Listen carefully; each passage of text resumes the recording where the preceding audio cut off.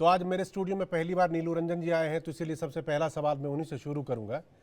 नीलू जी, कांग्रेस का घोषणा पत्र जारी होता है 8 अप्रैल को, पहले चरण का चुनाव हो जाता है 19 तारीख को, और उसके बाद दूसरे चरण के चुनाव से ठीक पहले एक बयान आता है प्रधानमंत्री जी की तरफ से, और वो बयान है मंगलसूत्र को लेकर।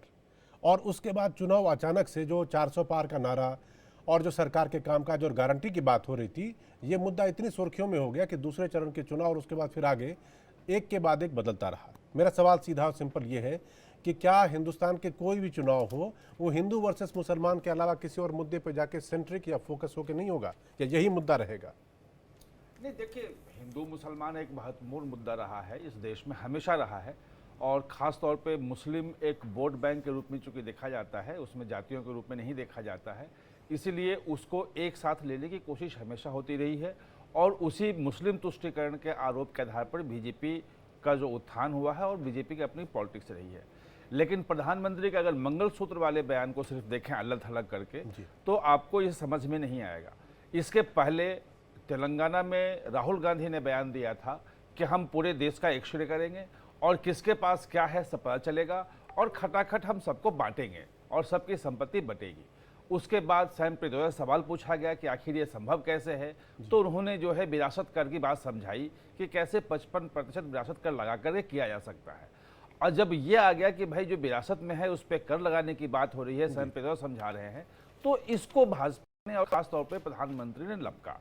अब विरासत कर समझ में लोगों को कम आएगा, तो जो महिलाएं खासतौर पे गांव की हैं, जो लोग हैं, उनको मंगलसूत्र, उनका जो घर है, उनकी भैंस है, उनकी जो संपत्तियां हैं, वो ज्यादा समझ में आती है। तो आप ये कह रहे हैं, नीरू जी, मैं समझ रहा हूं, आप ये कह रहे हैं कि शुरुआत प्रधानमंत्री ने नहीं की, बल्कि ये शुरुआत कांग्रेस की तरफ से हुई। बिल्कुल बिल्कुल, जिसका ये रिएक्शन था। बिल्कुल 20 तारीख का आप देखेंगे, 20 अप्रैल का बयान है, प्रेस कॉन्फ्रेंस में राहुल गांधी ने बोला था वहां तेलंगाना में कि कैसे हम एक्सरे कर रहे हैं पूरे देश का, किसके पास कितनी संपत्ति है सब पता चल जाएगा, और सबका बंटवारा होगा, उसमें सबका समान रूप से बंटवारा होगा।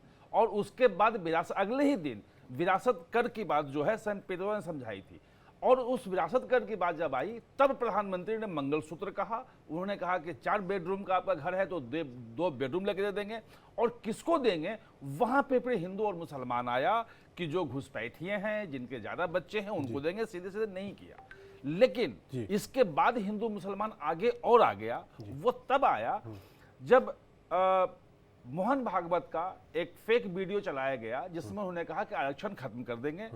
उसके बाद इनका गृह मंत्री का भी आया, अमित शाह का फेक वीडियो आया कि वो आरक्षण खत्म करने की बात कर रहे हैं, SC ST OBC आरक्षण को गलत मान रहे हैं और खत्म होने की बात कर रहे हैं।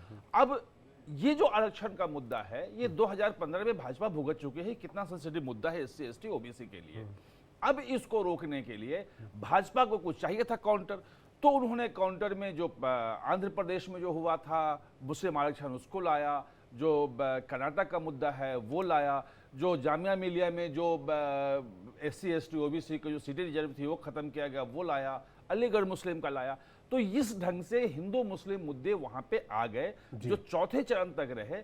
चौथे चरण के बाद ये मुद्दा उतना महत्वपूर्ण है, लेकिन हाँ, लगातार जो संविधान जो 400 शब्द जो था ना, 400 का आंकड़ा बीजेपी ने रखा था, तो किसी न किसी तरह से विपक्ष ने कोशिश की कि ये 400 इसलिए चाहते हैं ताकि संविधान बदले और संविधान SC ST OBC आरक्षण को खत्म करे। और SC ST OBC आरक्षण को बचाने की लगातार बीजेपी के ओर से प्रधानमंत्री अमित शाह तमाम नेता दुहाई देते रहे और ये बताते रहे कि कैसे ये आरक्षण छीन करके और मुस्लिम को दे रहे हैं। तो इस रूप में पूरे चुनाव में आप देखेंगे तो इस रूप में हिंदू मुस्लिम आया है।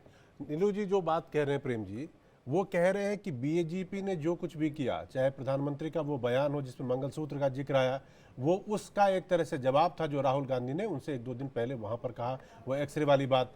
उसके अलावा फिर वो कह रहे हैं कि मोहन भागवत का वीडियो आया, वो डीप फेक वीडियो था, एक तरह से उसका भी जवाब था। फिर अमित शाह जी के आरक्षण को लेकर जो वीडियो आया, ये उसका जवाब था। यानी बीजेपी ने जो कुछ भी किया वो एक तरह से कह लीजिए कि काउंटर था, वो रिएक्शन था, ठीक।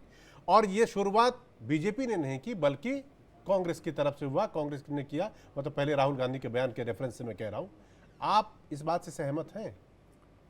देखिए, एक तो बिल्कुल तथ्य से हट करके काल्पनिक तरीके से आरोप मढ़ना, तो उसका एक जस्टिफिकेशन भी तो होगा।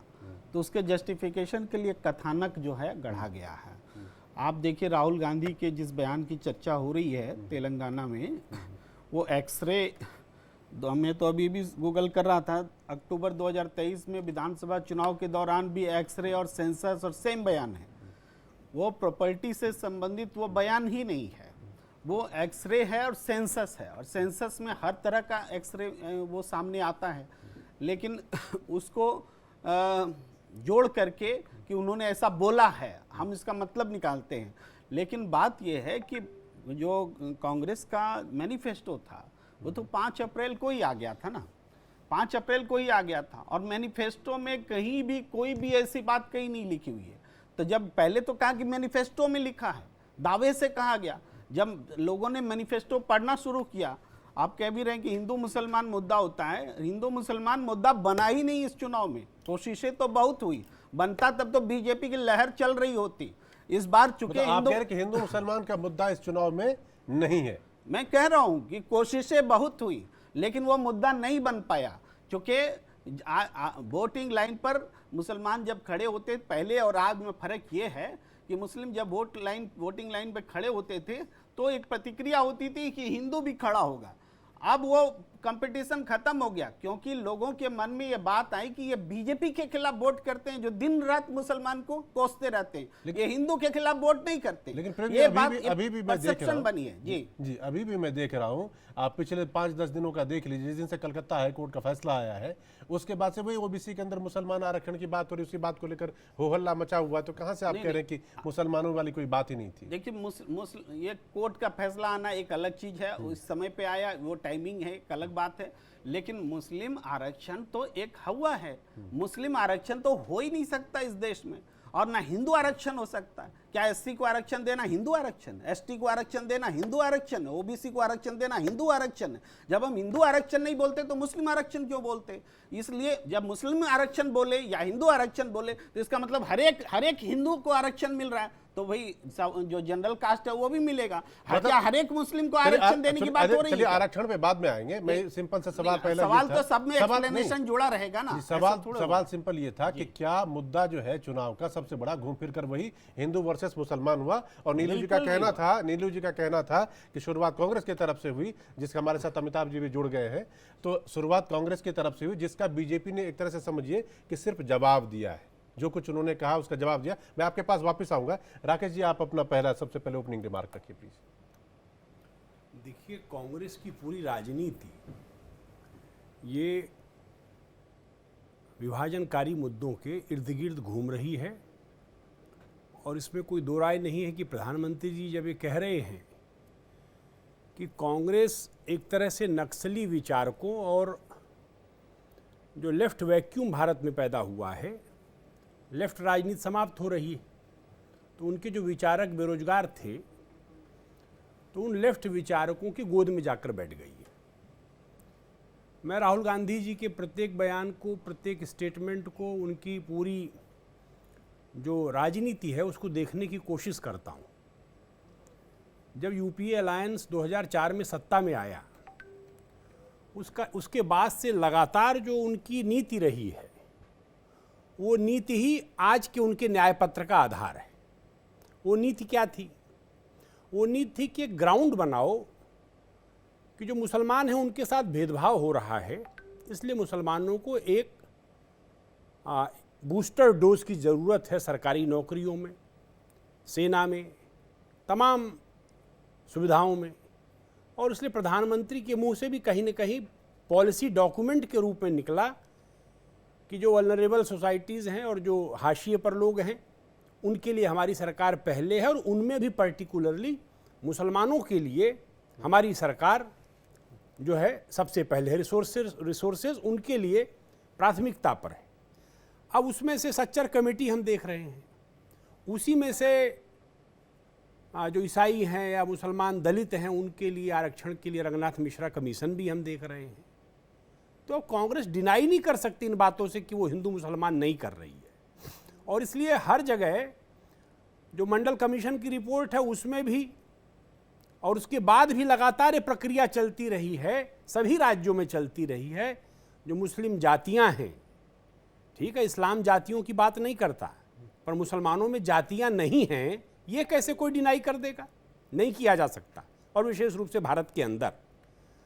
और जैसा प्रेम जी कह रहे थे हिंदू आरक्षण नहीं है, अरे भाई SC ST आरक्षण तो इसी आधार पर संविधान सभा ने स्वीकृत किया है कि हिंदू समाज के भीतर जो सैकड़ों वर्षों की एक प्रकार से भेदभाव परक व्यवस्था रही है, सो कॉल्ड, और उसकी वजह से बहुत सारी जातियां वो पिछड़ गई हैं, उनके पास साधन नहीं है, सुविधा नहीं है, शिक्षा नहीं है, इसलिए वो राज्य से भी दूर हैं, हाशिए पर हैं।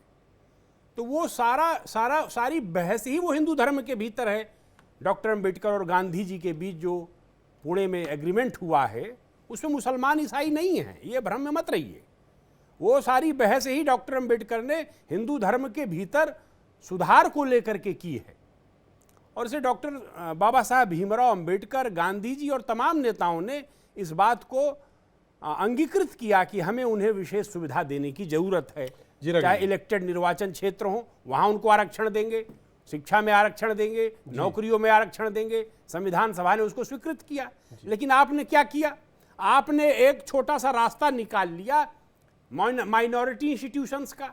आर्टिकल 29 और 30 के जरिए आपने तमाम जगह माइनॉरिटी इंस्टीट्यूशंस करके और SC STs के और तमाम OBCs के लोगों को मुस्लिम या अल्पसंख्यक संस्थानों में आरक्षण का रास्ता बंद कर दिया।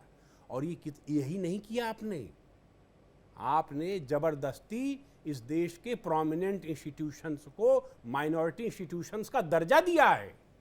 AMU का मामला है, अलीगढ़ मुस्लिम यूनिवर्सिटी का। Aligarh Muslim University, it is a national university as per established by in many decisions of the Supreme court.